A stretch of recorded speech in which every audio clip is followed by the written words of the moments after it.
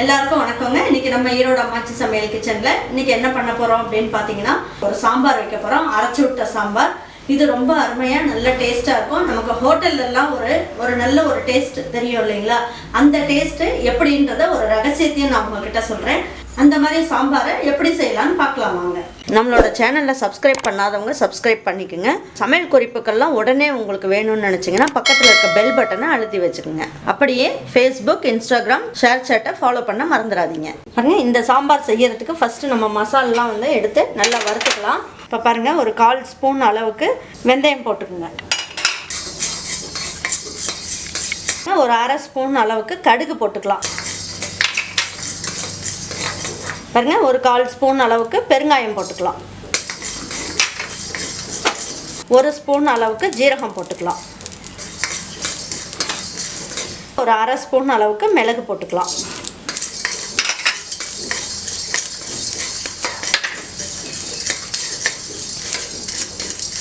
வறுக்கும் போதே பாருங்கள், இந்த கடுகெல்லாம் இந்த மாதிரி வெறும் சட்டியில் வச்சு நம்ம வறுக்கும் போது நல்ல மணமாக இருக்கும். இப்போ பாருங்கள், இது நல்லா வறுத்தாச்சு. இதை நம்ம எடுத்துடலாம்.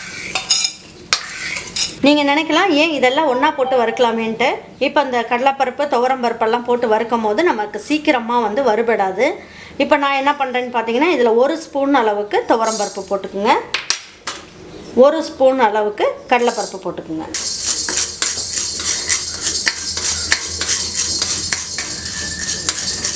இதுலேயே என்ன பண்ணுங்கள், ஒரு 1/2 ஸ்பூன் அளவுக்கு புழுங்கல் அரிசி இருக்குது, அதை போட்டுக்கலாம். ஏன் இந்த புழுங்கல் அரிசி போடுறோம் அப்படின்னா, குழம்பு நல்லா திக்காக கிடைக்கும். அதுக்காக இந்த அரிசியும் போட்டு நல்லா வறுத்துக்கலாம். பாருங்கள், இது நல்லா வறுபட்டுருச்சு. 4 ஸ்பூன் அளவுக்கு நான் முழு மல்லி எடுத்து வச்சுருக்கேன். இப்போ இதையும் இதில் போட்டுக்கலாம். முழு மல்லி வறுபட்டுரும். அதனால் இந்த கடலைப்பருப்பு, துவரம்பருப்பு, அரிசி நல்லா வறுபட்டதுக்கப்புறம் இந்த மல்லியை போட்டுக்கலாம். ஒரு 6 காஞ்ச மிளகாய் எடுத்துருக்கேன். இது நல்ல காரமான காஞ்ச மிளகாய். இந்த சட்டியிலேயே இந்த மிளகாயை போட்டு வறுக்கும் போது நமக்கு நெடியாக இருக்கும் இல்லைங்களா? அந்த மாதிரி நெடி வராமல் இருக்கிறதுக்கு நான் உங்களுக்கு ஒரு சீக்ரெட் சொல்கிறேன். பாருங்கள், இந்த உப்பு இருக்குது இல்லைங்களா? இந்த கல் உப்பு, இதையும் இதிலையே போட்டு கொஞ்சம் வறுத்துட்டிங்கன்னா உங்களுக்கு இந்த நெடி வராது. இப்போ பாருங்கள், இதெல்லாம் போட்டாச்சு. இப்போ நம்ம வறுத்து வச்சதையும் இதில் போட்டுடலாம். போட்டு இப்போ எல்லாம் ஒன்றா சேர்த்து நல்லா வறுத்துக்கலாம். இதில் ஒரு இனுக்கு கருவேப்பிலை இதில் போட்டுக்கலாம். இப்போ இந்த சூட்லேயே நல்லா வறுத்துக்கலாம். ஸ்டவ் ஆஃப் பண்ணியாச்சு. இப்போ இது நல்லா ஆறுனதுக்கப்புறம் மிக்ஸி ஜாரில் போட்டு தண்ணி ஊற்றாமல் நல்லா பவுட்ரு பண்ணிக்கோங்க. பாருங்கள், சூப்பராக நல்லா பொடி பண்ணியாச்சு. இந்த அளவுக்கு பொடி இருந்தால் போதும், ரொம்ப நல்லாயிருக்கும். இப்போ இதை வச்சுட்டு எப்படி சாம்பார் வைக்கலான்னு பார்ப்போம் வாங்க. இப்போ பாருங்கள், இதில் சாம்பார் வைக்கிறதுக்கு நான் 200 கிராம் அளவுக்கு துவரம்பருப்பை எடுத்து நல்லா கழுவிட்டு நல்லா குக்கரில் வச்சு ஒரு 4 டம்ளர் அளவுக்கு தண்ணி ஊற்றி நல்லா வேக வச்சு எடுத்து வச்சுட்டேன். இதுக்கு தேவையான அளவுக்கு எண்ணெய் ஊற்றிக்குங்க. ஒரு 1/4 ஸ்பூனோட கம்மியாக கடுகும், வெந்தயம் ஒரு 2 பிஞ்ச் அளவுக்கு, 1 பிஞ்ச் அளவுக்கு ஜீரகம் எடுத்து வச்சுருக்கேன். இப்போ இதில் போட்டுக்கலாம். இதில் 1 பிஞ்ச் அளவுக்கு பெருங்காயம் எடுத்து வச்சுருக்கேன், அதையும் இதில் போட்டுக்கலாம். இதில் 2 இனுக்கு கருவேப்பிலை எடுத்து வச்சுருக்கேன், அதையும் ஒரு 8 பூண்டு எடுத்து வச்சுருக்கேன், அதையும் போட்டுக்கலாம். இதில் ஒரே ஒரு பச்சை மிளகாயை கீறிட்டு போட்டுக்கலாம். 10 சின்ன வெங்காயத்தை பொடியாக கட் பண்ணி எடுத்து வச்சுருக்கேன், அதையும் போட்டுக்கலாம். நம்ம இந்த பொடி அரைக்கும் போது மஞ்சள் தூள் எதுவும் போடலை, அதனால் ஒரு 1/2 ஸ்பூன் அளவுக்கு மஞ்சள் தூள் போட்டுக்கலாம்.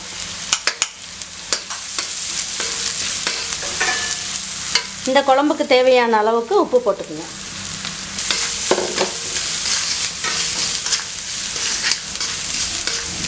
வெங்காயம் நல்லா வதங்கிடுச்சு. இதில் 3 தக்காளி எடுத்து வச்சுருக்கேன், நல்லா பொடியாக கட் பண்ணி எடுத்து வச்சுருக்கேன், இதையும் போட்டுக்கலாம்.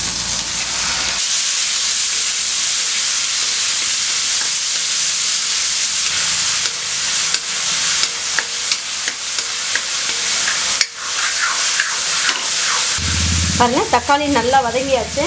ஒரு 200 கிராம் அளவுக்கு கத்திரிக்காய் எடுத்து வச்சுருக்கேன், அதை இந்த மாதிரி கட் பண்ணி வச்சுருக்கேன். உங்களுக்கு நீல வாக்கில் வேணாலும் போட்டுக்குங்க, இல்லை இந்த மாதிரி நீங்கள் ரவுண்டு ஷேப்பில் வேணாலும் போட்டுக்குங்க. ஒரே மாதிரி போடுறதுக்கு இந்த மாதிரி கொஞ்சம் வித்தியாசமாக கட் பண்ணி போட்டோன்னா பிள்ளைங்களுக்கெல்லாம் கொஞ்சம் இஷ்டப்பட்டு சாப்பிடுவாங்க. ஒரு முருங்கைக்காய் எடுத்து வச்சுருக்கேன், அதையும் போட்டுக்கலாம்.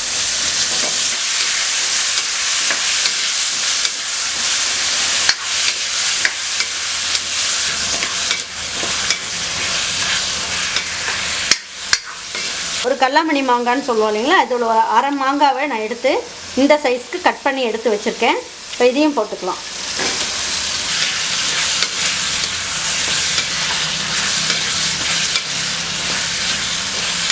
இந்த காயெல்லாம் நல்லா வதக்கியாச்சு.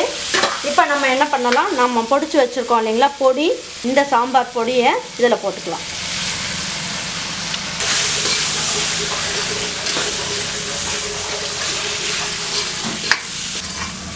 இப்போ இதுக்கு தேவையான அளவுக்கு தண்ணி ஊற்றிக்கலாம்.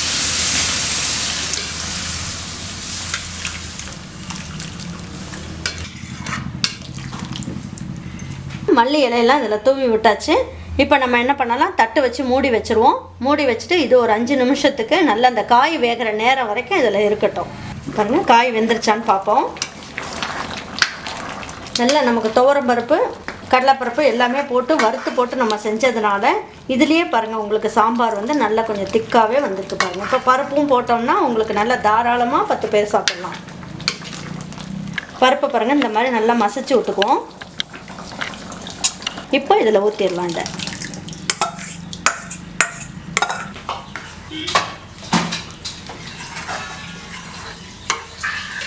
பாருங்கள் இதுலேயே கொஞ்சமாக தண்ணி கொஞ்சம் சேர்த்துக்கலாம். தண்ணி கொஞ்சம் சேர்த்துட்டு நம்ம இதில் ஊற்றிக்கலாம்.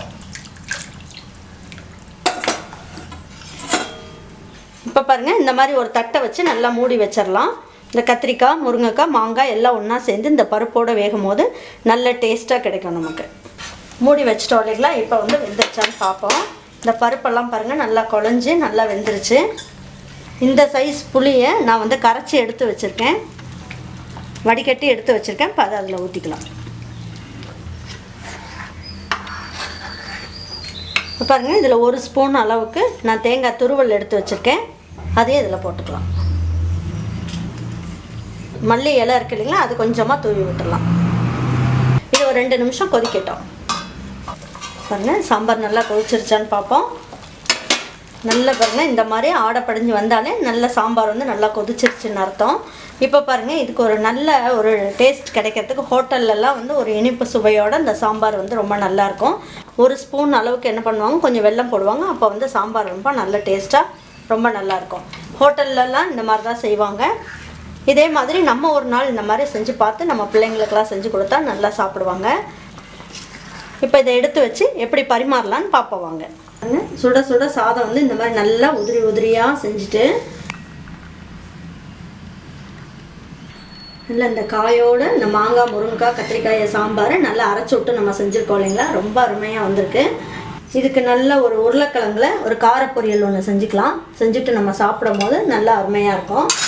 இந்த மாதிரி ஒரு வடகமும் செஞ்சு வச்சுக்கலாம். செஞ்சு வச்சுட்டு நம்ம சாப்பிடும் போது ரொம்ப நல்லாயிருக்கும். நல்லா இதை வச்சுட்டு நல்ல ஒரு மாங்காய் தொக்கு மாதிரி ஏதாவது இருந்தாலும் இந்த சாம்பாருக்கு ரொம்ப பெஸ்ட் காம்பினேஷனாக இருக்கும். கண்டிப்பாக நீங்களும் உங்கள் வீட்டில் இந்த மாதிரி ஒரு சாம்பாரை நீங்கள் செஞ்சு பாருங்கள். செஞ்சு பார்த்துட்டு உங்களுக்கு பிடிச்சதுன்னா லைக் பண்ணுங்கள், ஷேர் பண்ணுங்கள், சப்ஸ்கிரைப் பண்ணுங்கள், மறந்துடாமல் கமெண்ட்ஸ் பண்ணுங்கள். தேங்க்யூ ஃபார் வாட்சிங் ஈரோடு அம்மாச்சி சமையல். தேங்க்யூ.